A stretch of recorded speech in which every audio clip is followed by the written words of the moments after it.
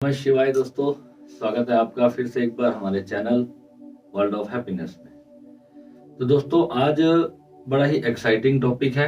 हनुमान जी, आप में से अधिकांश लोग हनुमान जी को मानते होंगे, हनुमान जी की पूजा प्रार्थना करते होंगे, बहुत लोग हनुमान जी की साधना भी करते होंगे और आप में से बहुत लोग हनुमान जी को अपना इष्ट देव मान करके उनकी पूजा भी करते होंगे। तो आप भी वीडियो का थंबनेल देख के सोचते होंगे कि ऐसा क्या हनुमान जी की सच में पत्नी थी?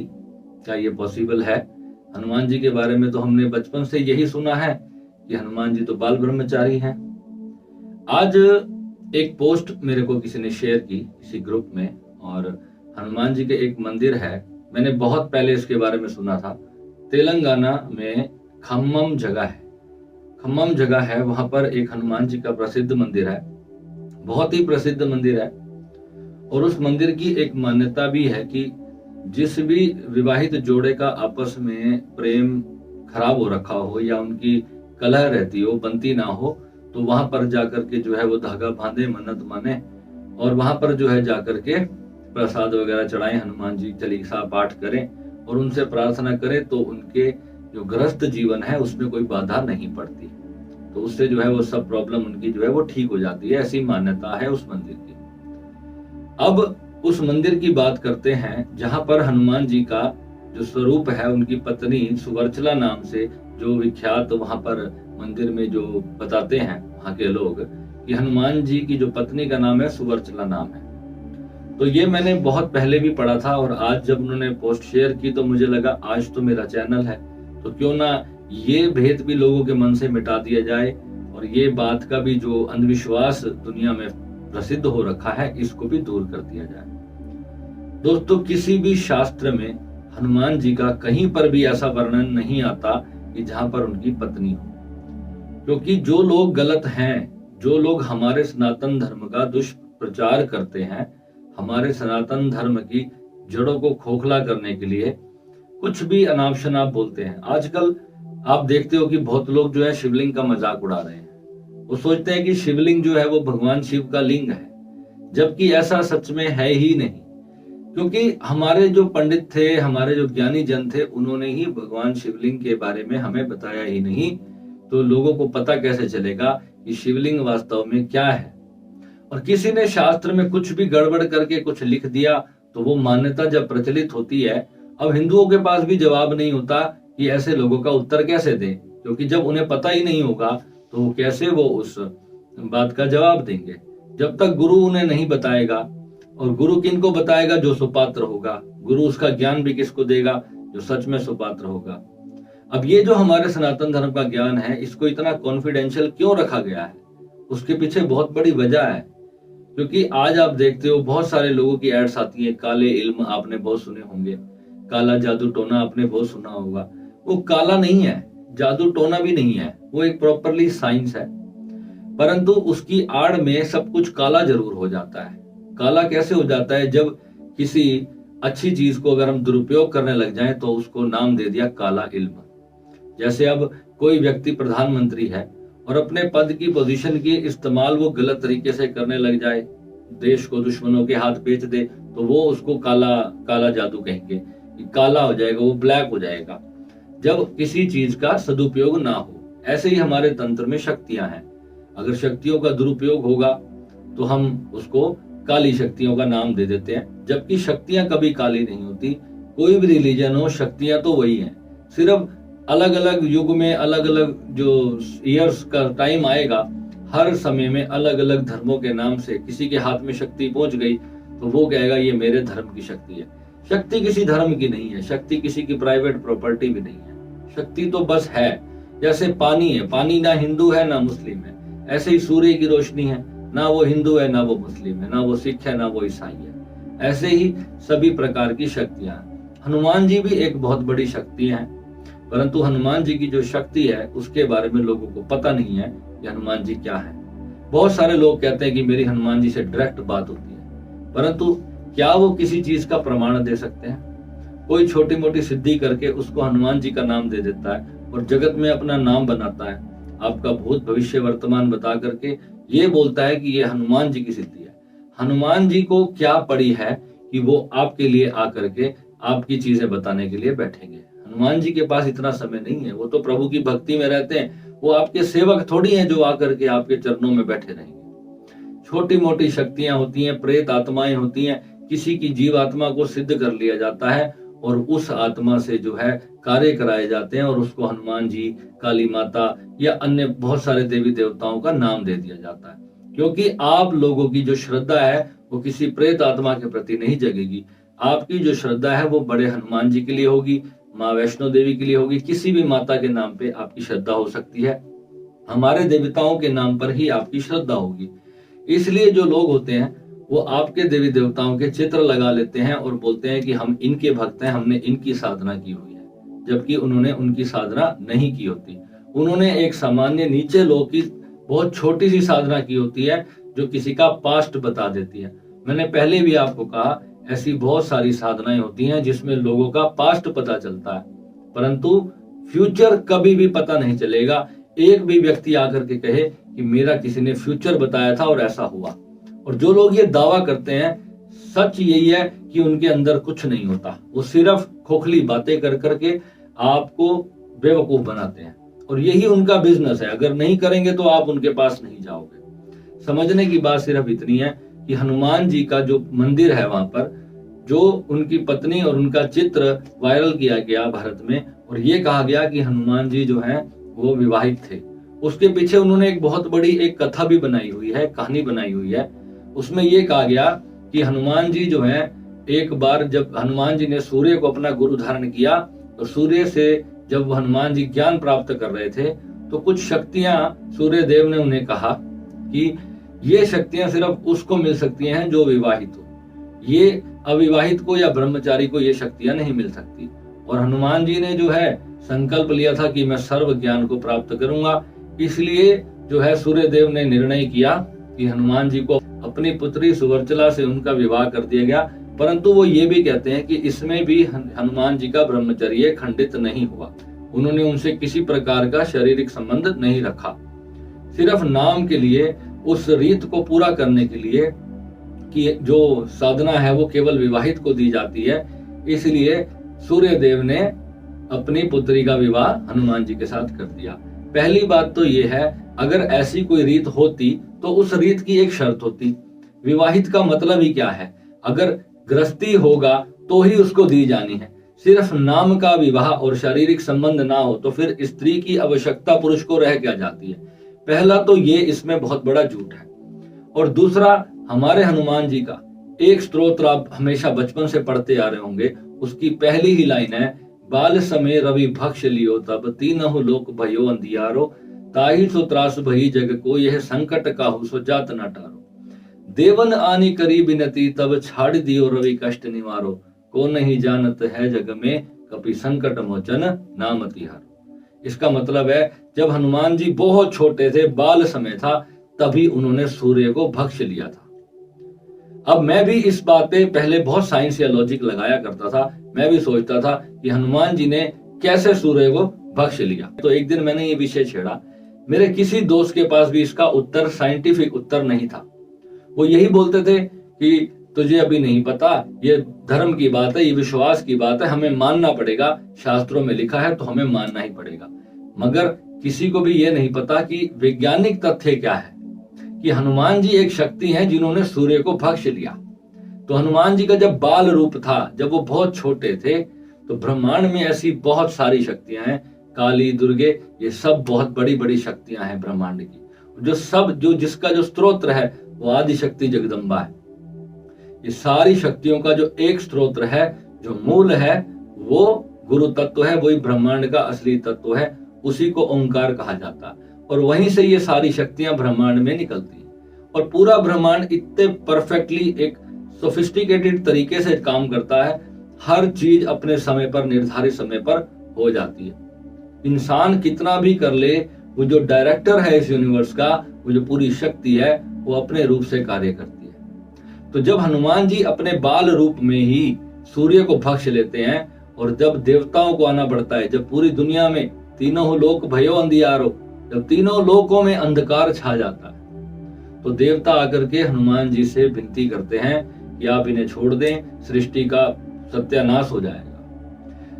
अगर वैज्ञानिक तथ्य पर बात करें, मैं जब भी कोई बात करता हूं मैं उसको साइंटिफिक चीजों से तोलता हूं। जब जब सृष्टि में प्रलय आई, अगर सूर्य 1 सेकंड के लिए भी हमारी सृष्टि से गायब हो जाए तो उसी क्षण में ये पूरी सृष्टि समाप्त हो जाएगी, जम जाएगी। इतना तापमान गिर जाएगा सूर्य के 1 सेकंड के लिए लोप हो जाने के कारण। तो हनुमान जी ने तो उसको पूरा ही भक्ष लिया, तो क्या उस वक्त प्रलय नहीं आ गई होगी?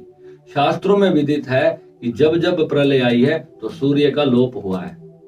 हनुमान जी ने जब सूर्य को लोप कर लिया था, यानी कि ग्रसित कर लिया था, मुंह में डाल लिया था, तब भी सृष्टि में त्राही मच गई थी, हवा पूरी तरह से रुक गई थी। पवन ने आकर के, पवन पुत्र कहलाए हनुमान जी, तो उन्होंने कहा कि मैं हनुमान जी को, जब उन्होंने इंद्र ने वज्र प्रहार किया तो पवन ने अपने आप को रोक लिया। सारी सृष्टि जो है त्राही त्राही करने लगी। अगर हवा को 1 क्षण के लिए भी आपके लिए रोक लिया जाए तो उसी क्षण दोस्तों आपकी मृत्यु हो जाएगी। तो बहुत सारी चीजें हैं जो शास्त्रों में डिकोडेड लैंग्वेज में हैं, जो हमें नहीं पता, इसलिए अपने शास्त्रों की बात को मानना चाहिए। अब दूसरी बात, जब वो ये कहते हैं कि हनुमान जी अपनी सुरवचला जो सूर्य की जो पुत्री है उनके साथ विराजमान है, तो उन्हें आवश्यकता ही नहीं रह जाती कि जब वो गुरु से दीक्षा लेते हैं, उस गुरु से जिसको बचपन में ही परास्त कर चुके हैं। और पूरे हमारे शास्त्रों में कहीं पर भी, किसी भी शास्त्र में यह वर्णन नहीं आता, किसी वेद में यह वर्णन नहीं आता कि सूर्य हनुमान जी के गुरु हैं। सूर्य के पुत्र शनि महाराज है, और शनि महाराज ने एक बार हनुमान जी से पंगा ले लिया। हनुमान जी ने शनि की परीक्षा ली, रास्ते में अपनी पूंछ बिछा करके बैठ गए। शनि जी आए तो शनि ने कहा कि मेरे रास्ते से पूंछ हटा लो, तो हनुमान जी ने कहा कि तू हटा ले, तेरे में दम है। तो शनि ने अपनी पूरी शक्ति लगा ली पर वो हिला नहीं पाया। तब हनुमान जी ने कहा, जब शनि ने हार मान ली, तब हनुमान जी ने कहा कि मैं तेरा अभिमान तोड़ने आया हूं। इस बात से यह सिद्ध होता है कि हनुमान जी भी एक शक्ति है। जैसे शनि आसमान में विचरता एक ग्रह है, साइंटिफिक आधार की बात कर रहा हूं मैं, यहाँ पे माइथोलॉजी की बात बिल्कुल भी नहीं कर रहा। शनि महाराज जो है वो एक ग्रह है। मैं एक एस्ट्रोलॉजर भी हूं, मैं उस चीज को समझता हूं। लोगों की कुंडलियों पर ग्रहों का असर मैं रोज देखता हूं। जिसके जीवन में जो हमारी एस्ट्रोलॉजी कहती है बिल्कुल वैसा ही उसका जीवन होता है। तो शनि महाराज हमारे को प्रत्यक्ष पता है, विज्ञान ने उसको साबित कर दिया है। सैटर्न जो है वो आकाश में घूमता हुआ एक ग्रह है। तो हनुमान जी जब उसके रास्ते में आए होंगे, हनुमान जी ने जब उसके रास्ते में आकर कोई अपनी पूंछ या टांग अड़ा दी होगी, तो हनुमान जी भी आकाश में विद्यमान कोई बहुत बड़ी शक्ति है जिन्होंने सूर्य को ग्रसित कर लिया। ये मेरा पर्सनल मानना है। और मैंने जब हनुमान जी का एक मंत्र है, मेरे गुरुजी ने मुझे दिया था, बहुत ही गुप्त मंत्र है, मैंने उसके भी 11,000 मंत्र का जाप किया। और मैंने उसमें क्या प्राप्त किया, सेम टू सेम जो श्री विद्या है, वही ऊर्जा, वही शक्ति उस मंत्र में मुझे प्राप्त हुई। मुझे उससे पता लगा कि हनुमान जी का जो मंत्र है वो भी एक शक्ति को सिद्ध करने का मंत्र है, वो भी एक शक्ति है। और वो शक्ति फिर हमारी रक्षा करती है, हमारा कार्य करती है। अब भगवान जाने, परमात्मा जाने कि ये शक्तियां जो है, श्री विद्या भी जो है आकाश में विद्यमान एक बहुत बड़ी दैवीय शक्ति है, जिसको इंसान फील तो कर सकता है परंतु प्रत्यक्ष रूप से देख नहीं सकता। बहुत से गुरु ये बात जरूर कहते हैं कि हनुमान जी जो है वो सप्रकट आकर के दर्शन देते हैं। वो सप्रकट में भी वो अदृश्य ही है, सप्रकट में भी हनुमान जी अदृश्य ही रहते हैं, उनका शरीर सामने आकर के प्रकट नहीं होता। तो रामायण में और हमारी जो गीता है, इसमें जितनी भी बातें लिखी हैं, अगर आप उसको साइंटिफिकली अच्छे से जाकर के देखोगे, समझोगे, तो आपको पता चलेगा कि वास्तव में हनुमान जी क्या है। और हनुमान जी पूर्ण ब्रह्मचारी कहे गए। तो ब्रह्मचारी कहे गए। फिर मगर ध्वज जो हमारे रामायण में उल्लेख आता है, हनुमान जी का जो पुत्र हुआ वो उनके पसीने से पैदा हुआ। जब एक मगरमच्छी ने पाताल में, जब अहिरावण को मारने हनुमान जी गए, जब राम और लक्ष्मण को अहिरावण पाताल ले गया था, तब हनुमान जी जब पाताल लोक जाते हैं तो वहां पर उनके पसीने को एक मगरमच्छी निगल लेती है। तो उस मगरमच्छी से जो है वो मगर ध्वज उनके पुत्र का जन्म होता है। तो ये हमारे शास्त्रोक्त बात है। जो बात हमारे शास्त्र में नहीं लिखी है उसको अगर कोई भी मंदिर कोई कहानी बनाकर प्रचलित करे तो वो सरासर गलत है। हनुमान जी का कोई विवाह हमारे शास्त्रों में उल्लेखित नहीं है। हनुमान जी पूर्ण ब्रह्मचारी हैं और पूर्ण ब्रह्मचारी ही हैं। तो इसलिए ऐसे मिथ्या बातों का प्रचार मत किया करो, अच्छे से चीजों को समझो। और मैं बोलता हूं कि शास्त्रों को पढ़ो। अपने शास्त्रों को जब तक अच्छे से खंगाल नहीं लोगे, पहले तो अपने इष्ट देव को ही नहीं जानते हो कि मेरा इष्ट है कौन। एस्ट्रोलॉजी में ये भी आता है कि आपको किस इष्ट की पूजा करनी चाहिए। आप बिलीव नहीं करोगे, आपको एक छोटा सा इंसिडेंट बताता हूँ। मैं बचपन से ही, मैं राम मंदिर हमारे घर के पास है, मैं राम मंदिर से जुड़ा था।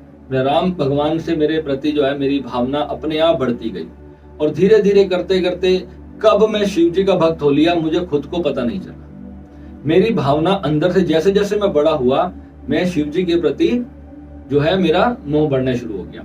मेरी अंदर से ही भगवान शिव के प्रति भक्ति आने लगी। मैं बहुत सारे शिव साधकों से पूछता हूँ कि तुमने भगवान शिव को अपना इष्ट कैसे बनाया। कहते हैं गुरुजी पता ही नहीं चला कि हम कब से जो है हम शिव जी को मानने लग गए। तो ये अंदर से आता है। और एक दिन जब मैं अपने जीवन में एस्ट्रोलॉजर के पास गया, किसी को मैंने उसको अपनी कुंडली दिखाई, तो उसने मुझे क्या बोला कि आपके जो इष्ट हैं वो देवी माता है, माँ दुर्गा जो है वो आपके इष्ट हैं, शिव जी आपके इष्ट नहीं। तो मैंने कहा ये कैसे हो सकता है, मैं तो बचपन से शिव जी की आराधना करता आ रहा हूँ, तो मेरी अब इष्ट में इस उम्र में आके मैं अपना इष्ट कैसे बदल लूंगा। आप बिलीव नहीं करोगे, मैंने जब गुरु मंत्र मिला, 18 उम्र की उस वक्त मेरी आयु थी, 18 साल।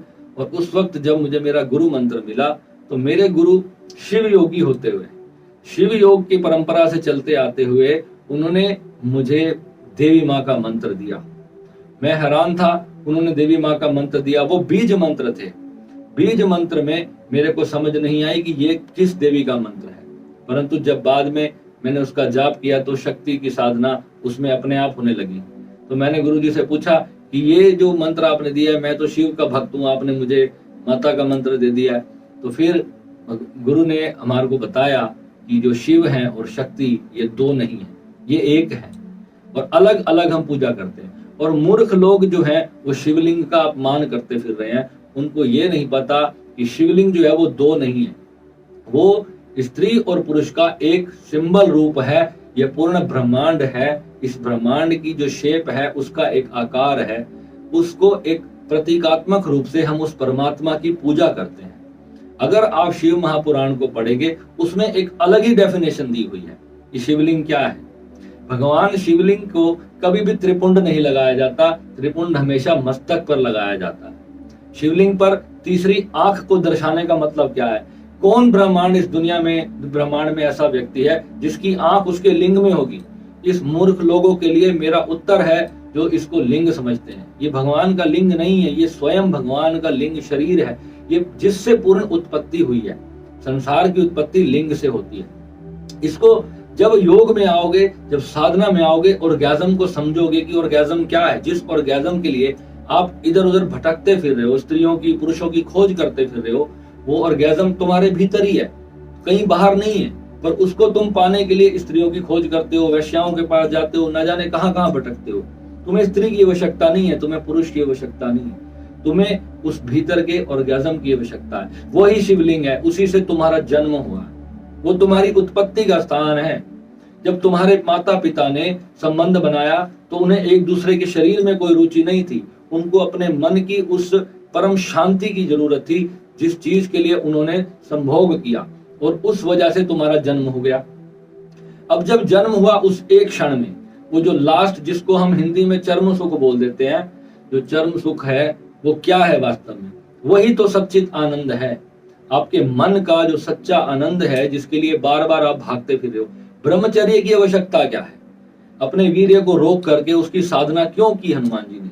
इसीलिए तो की क्योंकि उन्होंने अपने मूलाधार चक्र से उस शक्ति को, उस ऊर्जा को प्राप्त करने की बजाय उसे सहस्त्रार पे ले जाना, जो योग का सबसे बड़ा सिद्धांत है, उसी शक्ति से हमारे सहस्त्रार की ओपनिंग होती है, जिससे कि हमें संपूर्ण ब्रह्मांड की प्राप्ति होती है। अब ये खतरनाक भी साधना होती है, इसको ऐसे ही नहीं कि मेरा वीडियो देख के कल से करना शुरू कर देना। इसके लिए मैं बार बार बोलता हूँ कि गुरु होना चाहिए। ये इतनी खतरनाक साधना है, आपका जीवन भी खराब हो सकता है, पूरी लाइफ समाप्त हो सकती है।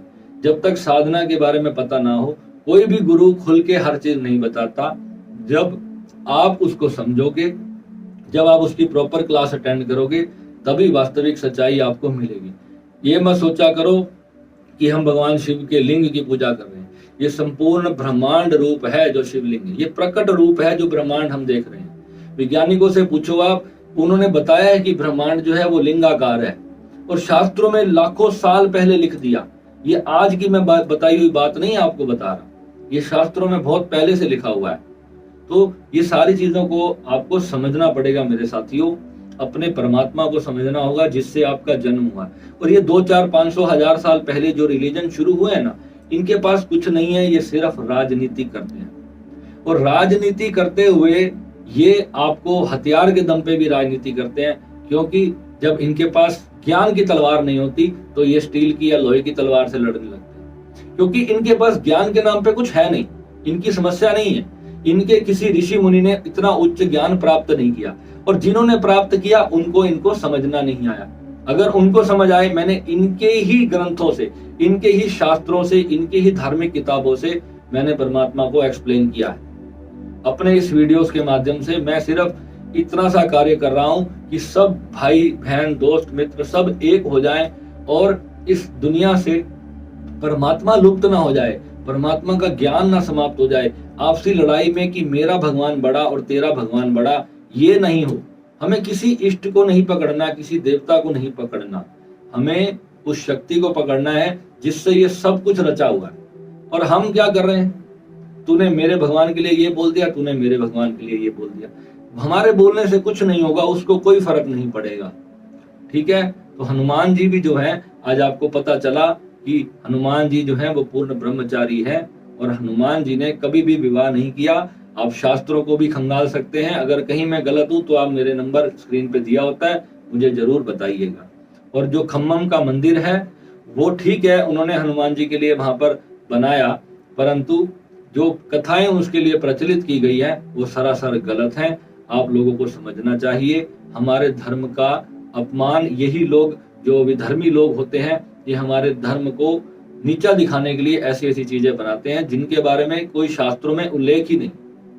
ठीक है, तो मिलेंगे अगले वीडियो में। नमः शिवाय।